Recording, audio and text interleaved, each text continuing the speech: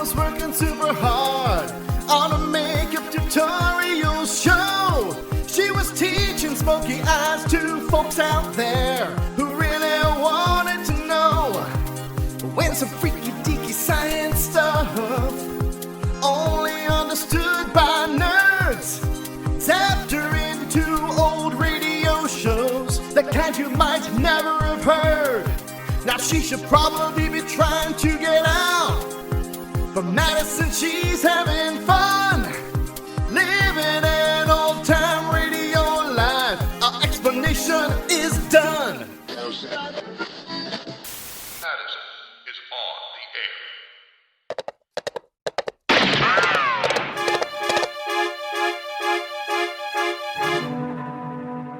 Around Dodge City and in the territory on West, there's just one way to handle the killers and the spoilers. What? No spoilers? And that's with a U.S. Marshal and the smell of Gunsmoke. How do you handle anyone with the smell of Gunsmoke? Does he have really sensitive olfactory organs? Gunsmoke, the story of the violence that moved west with young America, and the story of a man who moved with it. I'm that man, Matt Dillon, United States Marshal.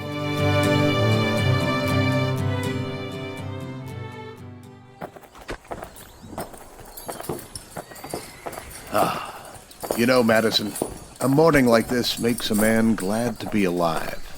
This entire town smells like manure. A little nippy, maybe, but just fine. Indian summer's hanging on. Oh, jeez. This is a 1950s Western. PC is not going to be on the menu, is it? You know, Madison, this time of year I wouldn't trade western Kansas for everything east of the Mississippi. Wait, this is Kansas?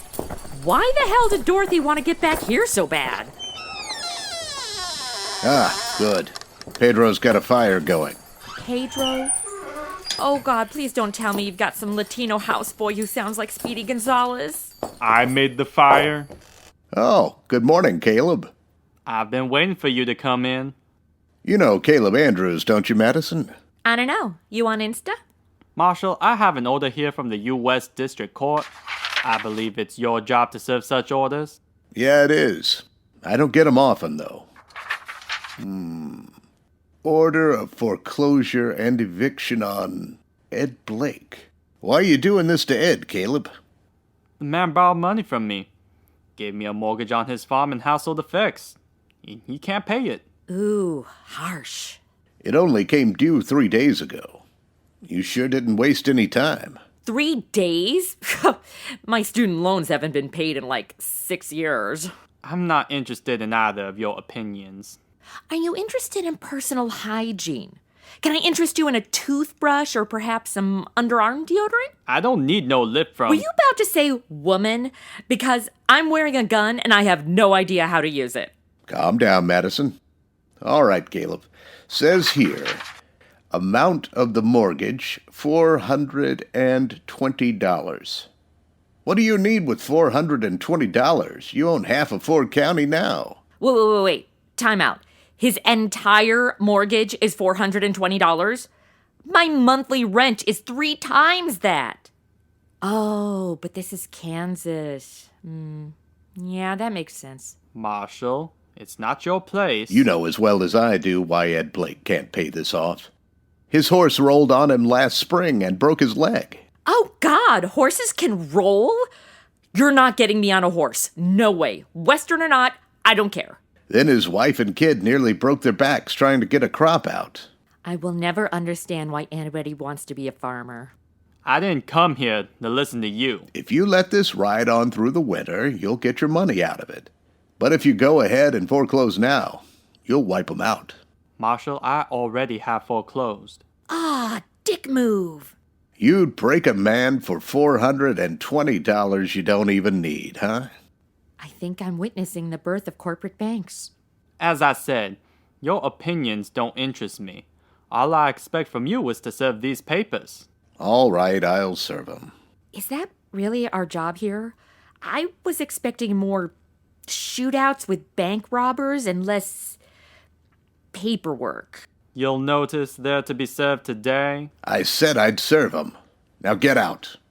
This office belongs to the United States government. And as far as I know, that's one thing you got no mortgage on. I'm pretty sure in my day, rich guys do own the U.S. government. You may find I have some influence in Washington, Marshal Dillon. Then see if you can get me a decent salary for this rotten job of mine. Eee, somebody's cranky now. All right, Madison, let's saddle up. Saddle up? As in getting on a horse?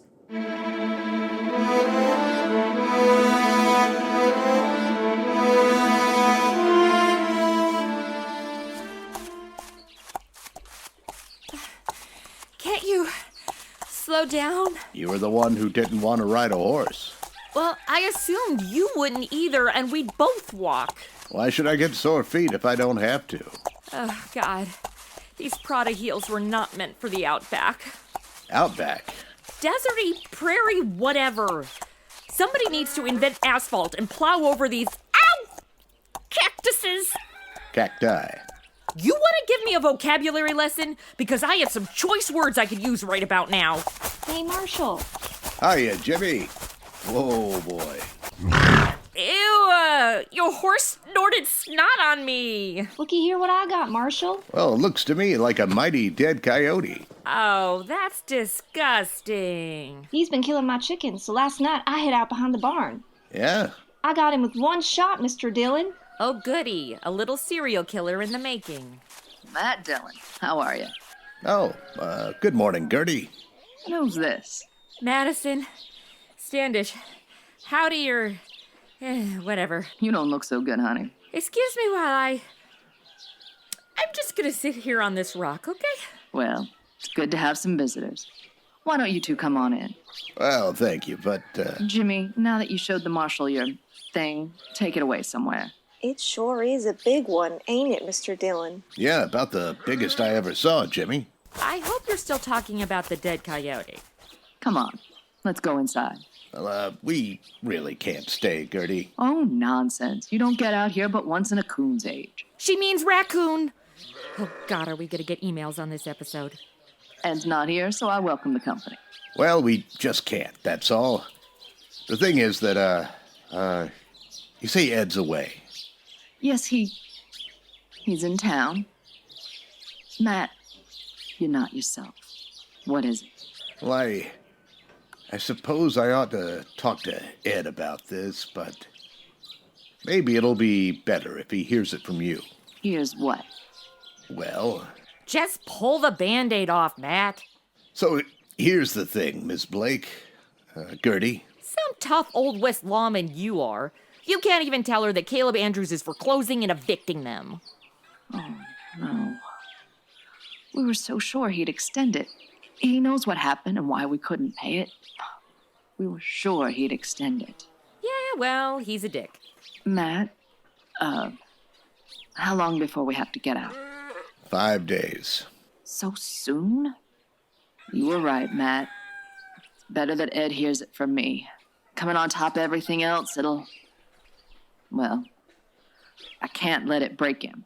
Gertie, if there's anything I can do, you let me know, huh? I'm sorry. Thank you, Matt. Come on, Madison. Let's head back. No more walking. My kingdom for a Honda Civic.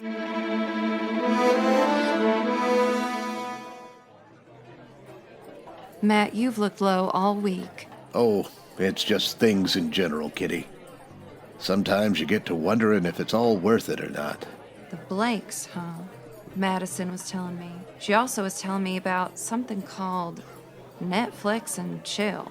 Said you and I should try it. Madison talks too much.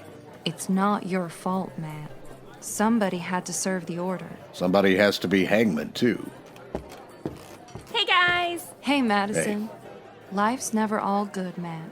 There's always a little bad in it. Try making a living sometime as a dance hall girl. Dance hall girl? Oh, is that 'cause in the 50s on radio you couldn't say whore? Excuse me? Like how in I Love Lucy they couldn't say pregnant. Are you calling me a pregnant whore? Wow, that conversation went south fast. There you are, Marshal. Stop by the jail. You better apologize, unless you want me to show you what a dance hall girl can do to that pretty little face of yours. I hope you're not going to give me makeup tips, because I can tell by your old cracked skin that you never moisturize. That Blake family, Marshal? They were supposed to vacate today. Not now, Caleb. Moisturize? I'll show you moisturize. Saloon fight!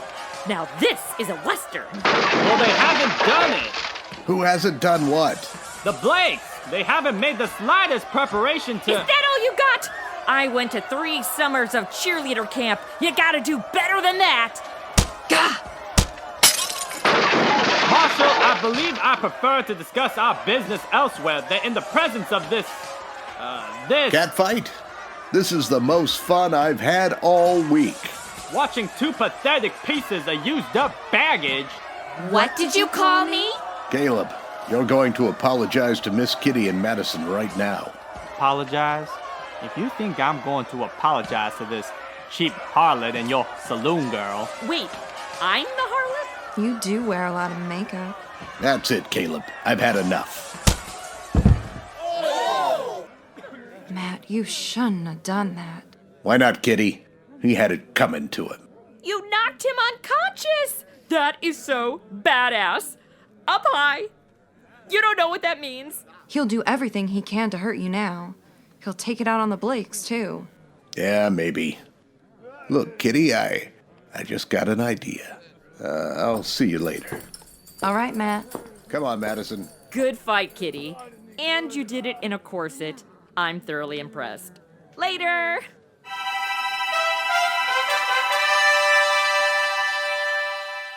But, Matt, the mere fact a man runs a bank doesn't always mean he's got a free hand in everything he does. A bank has stockholders, a board of directors, and I've got to listen to them. I think they'd approve the loan, Clem. Caleb Andrews is the biggest account I've got. Why, if I crossed him by taking this loan you suggest, Matt, he'd break me. All right, Clem, forget it. It is so cute that you thought a bank would help people. Matt, I realize I'm under obligation to you. You saved my life that time the James brothers held me up. Saved the bank too, in fact. A bank robbery with the James brothers? Like Jesse James? Why aren't we doing that story instead of this Old West version of the 2008 mortgage crisis? If you want shootouts with bad guys, why don't you go over to the Lone Ranger? With Tonto, his Indian companion? Ugh, that show's a woke culture nightmare. I know I owe you, Matt.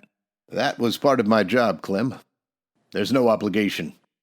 I was just asking you as a friend to help out another friend. It's not that I don't want to. I understand, Clem. I really do. Hey, Clem, if you totally want to make it up to Matt, what can you do about my student loans? Madison. We'll talk later.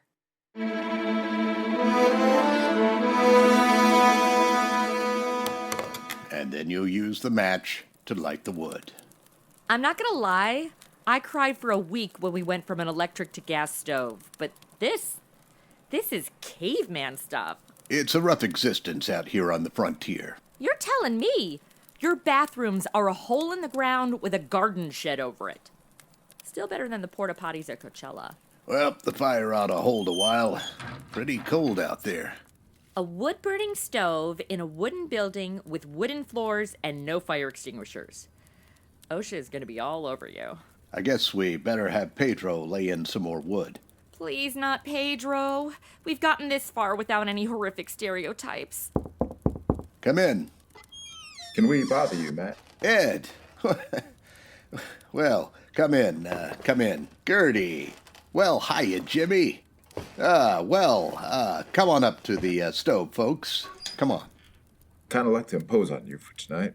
We haven't got any place to go, no money. Wonder if we can sleep in the jail tonight. Oh, sure, Ed. Madison, will you get a fire going back there? Probably not successfully, no. Jimmy, you go along and help Miss Madison now. Go on. All right, Ma.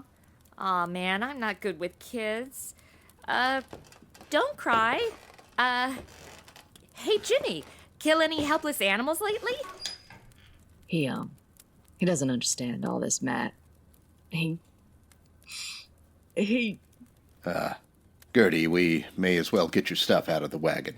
Well, there ain't any wagon, Matt, where you walked into town. 6 miles? With that leg? I know, but that wagon, the horses, all the household goods, they're all covered by that mortgage. We didn't take anything except the clothes on our backs. So help me, Ed. If I could... Ed and I can accept it. We're not bitter any longer. Jimmy can't understand. He's been carrying on pretty bad. But he's just a boy, and in time he'll be able to... Okay, good news or bad news first? What? Good news, I got the fire started. Yay me. What's the bad news? Bad news. Jimmy may have grabbed a rifle from the rack and ran out the back door. What? Where on earth's he going? I think I know where he's going. And heaven help Caleb Andrews if we don't catch him. This is why it's so important to have gun safety around children.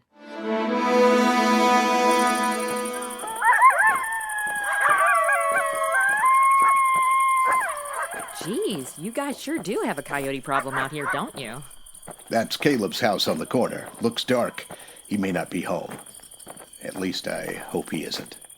I was really expecting more shootouts with outlaws, not some 10-year-old kid. We're not having a shootout with a 10-year-old kid. Good, because this is seriously bordering on police deadly force territory. Shh. I streamed all of the protests. I'm too woke to be a part of this. Quiet. There's somebody back of that tree, up there on the left. Is it him? Yeah, it's him, all right. I can see the moonlight on the rifle barrel. Jimmy, it's me, Matt Dillon. Go away, Mr. Dillon. Better go away. Don't bother me. I can't do that, Jimmy. You're a friend of mine, and I figure you're waiting here to do something that you'd be sorry for. And I can't let you do that. Nothing you can do about it, Mr. Dillon. I got a gun here. I'm gonna kill him. You go away now. Leave me alone. Keep talking to him. And say what? Hey, little psychopath, please don't kill anybody? Just keep him talking. Fine. Jimmy? It's Madison. Miss Madison? Yeah. Hey. I know how you feel. Caleb is a total douche nozzle. He took our farm. Yeah, and that sucks. But you can't just kill anybody you want to, even if he totally deserves it. Trust me, after my last boyfriend drained my bank account, I looked into it. I kept waking up nights and hearing Mom crying. Dad sits up all night without the lamp lit, not saying anything, just sitting. I've been there. When my boyfriend dumped me, I tried to drown my sorrows in pumpkin spice lattes. All it did was get me totally wired on caffeine and sugar. So I tracked down his car at his new girlfriend's apartment, slit the tires, and scratched "Kevin's a whore" on the hood.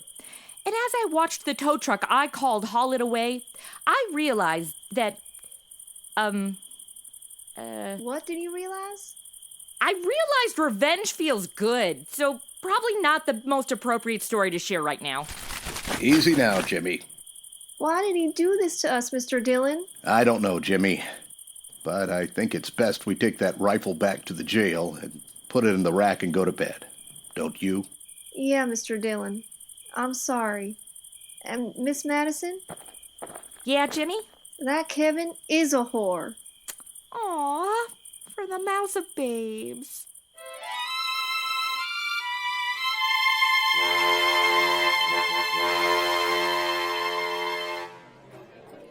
I could have told you Clem at the bank wouldn't do anything, Matt. He wouldn't dare. He's scared of Caleb. Yeah, that's about what he said. I don't know, Kitty. I've done everything I could possibly think of. Hey, guys! Not you again. I apologized for the pregnant whore thing. No, you didn't. Didn't you get my text? Oh, well, sorry. The worst of it is, everybody in town's just as scared of Caleb as Clem is. I doubt if they'll even have the nerve to bid against him at the sale. Ugh. Are we still talking about the mortgage thing? No bank robbers or train robbers or... What about a stagecoach? Can't we stop a stagecoach robbery or something? Caleb will probably get the place at not much more than the amount of the mortgage. $420. Matt, I've seen more than that change hands across a poker table in one deal. I've spent more than that on a pair of shoes.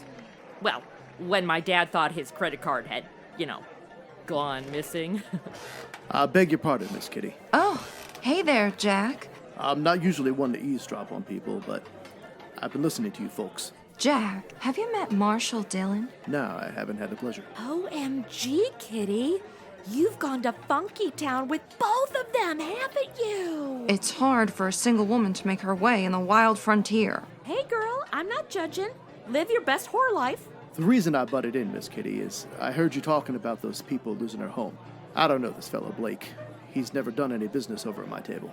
No, I don't think he's ever been in here. So, safe to say you haven't slept with him? I don't know if this will make sense, but the thing is, I left home when I was 10 years old, and I've been drifting ever since.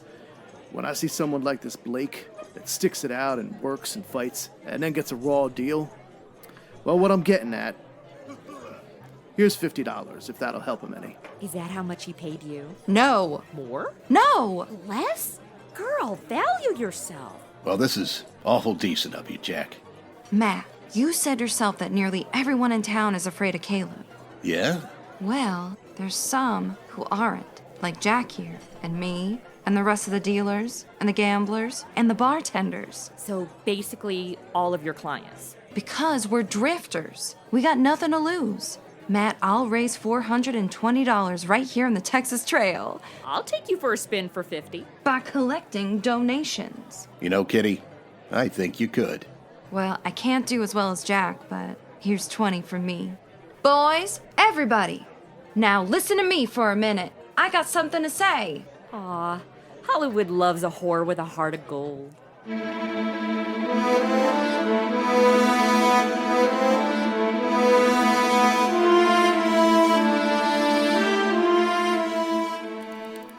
He's sure taking forever getting here. You tired? The only thing you have to do around here is play checkers. Since I'm not 8, yeah, I'm tired and bored and want to go to bed. We left him a message. That ought to bring him on the run, if anything will. Anytime Caleb figures he's about to lose $1 or two, it's hitting him where it hurts. I liked it better when you actually did hit him where it hurts. Marshal, what's this all about? Shut the door, Caleb. We're trying to keep it warm in here. Would you mind telling me why I've been called over here at this time of night? Yeah, sure. Here's $420. The Blakes want to pay off the mortgage. They do they? The court costs up to now probably run about $10.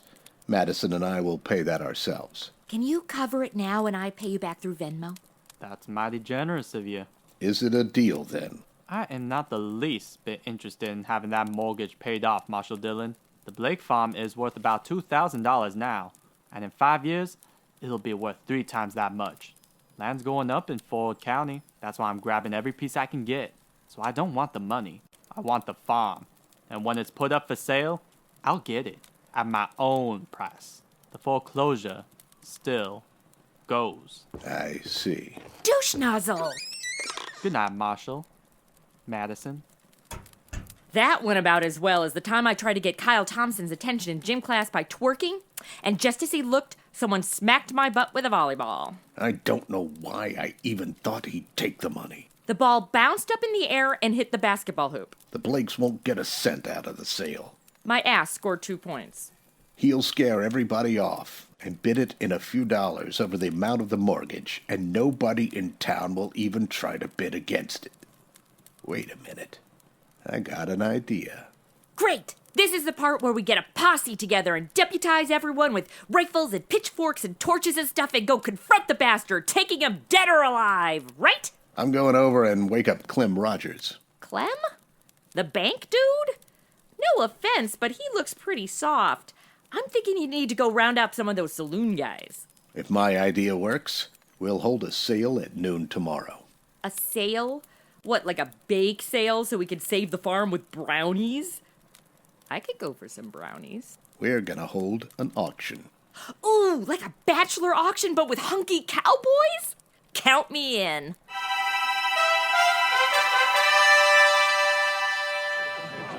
Okay. All right, everybody, let me have your attention. I need all of the sexy cowboys to come up front. What Madison means is this is a foreclosure sale of the property and household effects of Edward and Gertrude Blake. But I'm still requesting all of the sexy cowboys come up front. This auction, ordered by the court at the request of that fine-spirited, good-hearted public benefactor and friend and neighbor of us all, Caleb Andrews. Subtle, Matt. Real subtle. Marshal Dillon, I refuse to tolerate that. Caleb, I think we better get one thing straight right now. The law tells me I gotta conduct this sale, but the law doesn't tell me what I gotta say while I'm conducting it. Ooh, snap. Get on with it. All right. Now, the first item I'm offering is a breadboard. Ms. Blake tells me she's used this for nearly 10 years. I doubt it'd be worth much to anybody. Suppose we started at 50 cents. Is there anybody here who bids 50 cents for Mrs. Blake's breadboard? Sexy cowboys would definitely go for more than 50 cents. How about you, Caleb? I'm not interested in the item. Get on with the sale. Anybody else? No? All right, then. The second item is a crib. Now, you'll notice it's handmade. Ed built it himself 11 years ago, just before Jimmy was born. Marshal Dillon, may I suggest you lump the household effects together and offer them as one bulk item? I'm sorry, Caleb. I'd rather offer them one at a time. Unless, of course, you'd care to waive all claim to the household effects and withdraw them from the order of foreclosure. I waive the claim. The household goods are withdrawn. Now get on to the house and land. So ordered. Ooh, I see what you did there, Matt. Nice. Now, the item offered is 160 acres of tillable land, a 4-room house, and a barn. The amount of the mortgage is $420, held by Caleb Andrews. All right, the bidding's open. What am I offered? $450. Douche nozzle. I have $450 from Caleb Andrews. Do I hear another bid? Now, the farm's worth $2,000. Are you going to let him have it for $450? How about another bidder? That sounds like my cue. Marshal Dillon, I've been thinking about getting a place of my own and settling down. And? And I bid $1,000. Oh! I have $1,000. Do I hear another bid? It's a trick. A unmarried woman can't own property. What in the name of the ERA are you talking about? Yeah, that's true, but... That's true? No wonder Miss Kitty has to whore it up. So she can't bid. But Madison is engaged. She's speaking on behalf of her fiancé. Fiancé? Is this in the rewrites? I didn't get the rewrites. Yes, your fiancé, Clem Rogers. Oh! The stringy old bank dude? $1,000 going once. $1,200. Caleb Andrews bids $1,200. What do you say, Madison? I say, any of you sexy cowboys unattached? No more bids? Madison? I have no idea which version of the script you're using. Mr. Andrews has bid $1,200. Congrats to him. At least he's not getting married off to some ratchet old bank creep. Do you have a counterbid, Madison? Say $1,500? Yeah, whatever. What's going on here? The bid is $1,500. Going once, going twice. $1,600. $1,600 from Mr. Andrews. Madison? Bank dude's gotta be like 40. Why do they always cast super old guys with hot young chicks? Madison, how much money are you holding there? Huh? Oh, $8,420. The bid is $8,420. Oh! I bet she's never had that much money in her whole life. Not true. There was that one summer in college when I told my parents I was going to study abroad, but instead took the money and went on a Jamaican cruise. Do I hear another bid? Well, what do you say, Caleb? Do you think I'm a fool? I do. Going once, going twice. Sold to Madison Standish for $8,420. The buyer will come forward and complete the sale. There you go. $8,420. Second, Caleb.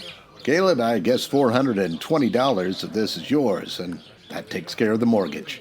Well, Ed, looks like you made a pretty fair profit on the place. Yeah, a lot better than I expected. Here's your money. Thank you, Matt.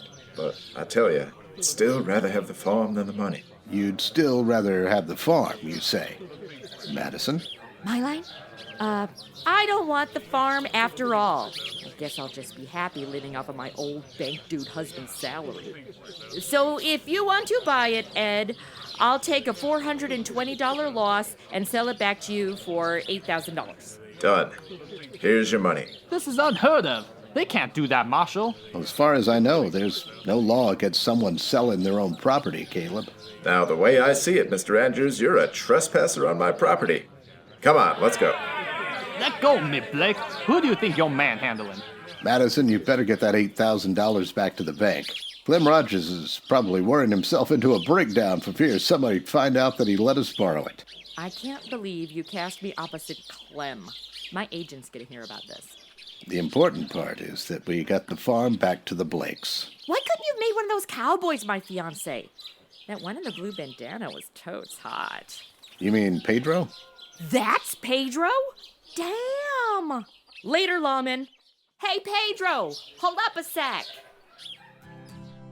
Gunsmoke first aired on radio in 1952. While most westerns of its era, both on radio and film, were geared towards kids, Gunsmoke gave the Old West adult themes and characters.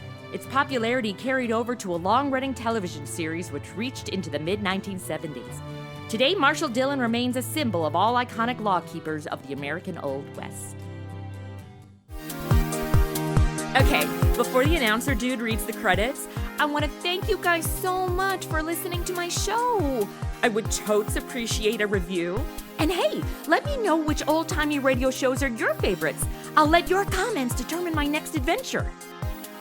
Madison on the Air was written and produced by Chrissy Talon Sage, with music composition and audio engineering by Jeremy Sage. The role of Madison Standish was played by Chrissy Talon Sage. Bran Peacock appeared as Marshal Matt Dillon. Additional actors in the cast were Steve Junn as Caleb, Alexandra Bartley as Kitty, Steppy Kume as Jimmy, Kitten McCleary as Gertie, Pete Navis as Ed, and Jeremy Sage as Jack.